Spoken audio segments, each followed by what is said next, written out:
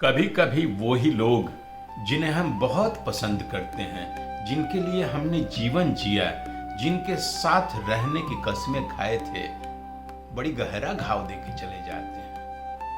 और क्यों, कभी बिल्कुल अनजान, बिल्कुल तीर की गति से जीवन में आता है, सांसों में समा जाता है। लगता है जैसे जीवन का वरदान वही है। नहीं, इत्तेफाक नहीं है दोस्तों, ये है कर्म का अदृश्य गणित। नमस्कार, मैं गजेंद्र। अंतर यात्रा के आज की परिचर्चा में आपका स्वागत है। कर्म यात्रा श्रृंखला की आज मैं 5वीं कड़ी प्रस्तुत कर रहा हूं आपके साथ।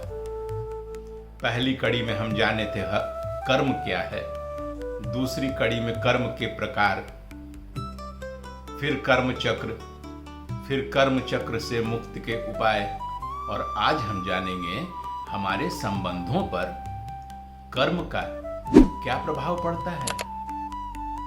हमारे सारे संबंध हमारे किसी न किसी कर्म से जुड़े रहते हैं। चलिए विस्तार से समझते हैं। अजय मेरा मित्र था। मैं नौकरी में अपने सभी सीमाओं को लांघ करके, अपनी आइडेंटिटी को दांव पे लगा के, अपने बॉस के पीछे लग के, मिन्नतें करके उसे नौकरी में तो लगा दिया। 2-3 महीने बीते और एक दिन पता चला कि वही मेरी बैक बाइटिंग कर रहा है, मेरा प्रतिस्पर्धी हो रहा है। गलती उसकी नहीं है मित्रों, हमने ही ऐसा कुछ कर्म किया होगा जिसका फल मुझे कर्म दे रहा है। हाँ, माध्यम वो हो गया। ये है संबंधों का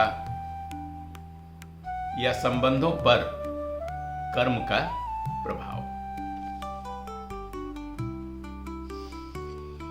एक ही माता पिता के 2 बच्चे सर्वथा अलग कैसे हो जाते हैं? एक सहारा बन जाता है और दूसरा टकराव का कारण। कर्म की गुत्थी है जनाब। हमारा संबंध बाहर से तो खून का होता है, लेकिन यह कर्म का अनुबंध होता है। वैज्ञानिक कहते हैं कि मानव मस्तिष्क मिरर न्यूरॉन्स के जरिए सामने वाले की भावनाओं को समझ जाते हैं। यानी यदि आप किसी से प्रेम, अपनापन और विश्वास से पेश आते हैं, तो वही कंपन, वही ऊर्जा, वही कर्म लौटकर आपके पास मैग्निफाइड वे में आता है। जब आप किसी दोस्त की मदद करते हैं, किसी के जरूरत पर काम आते हैं, कोई जरूरी नहीं कि वही मित्र, लेकिन आपके जरूरत पर कोई भी मित्र, मददगार सामने आ जाता है, मदद मिल जाती है, कहीं और से ही सही। ये है कर्म का गणित।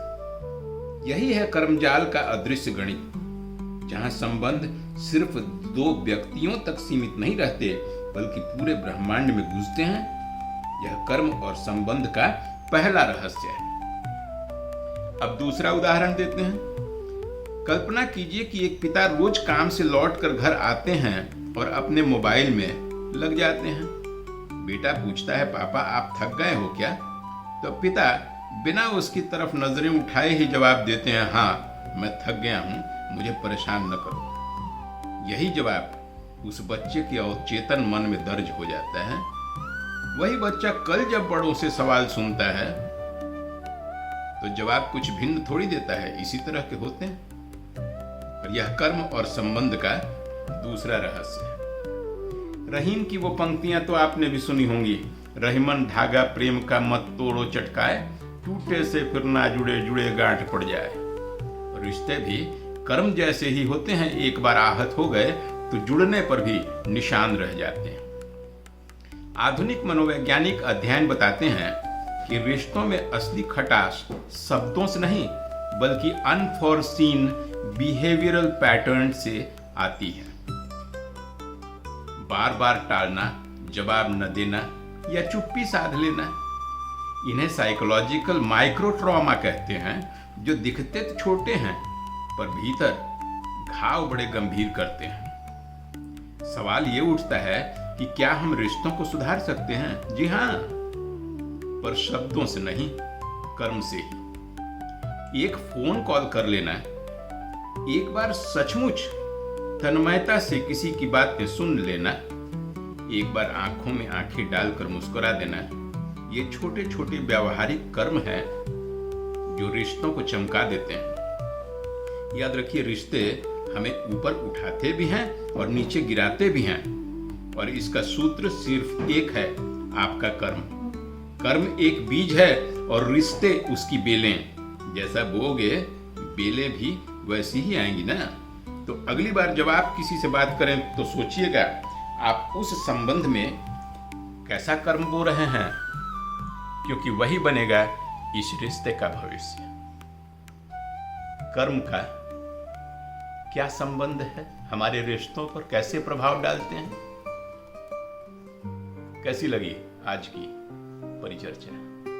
हमारे जीवन में कर्म का महत्व बहुत है। लगभग हर एक चीज, जीवन के हर एक पहलू को कर्म प्रभावित करती है।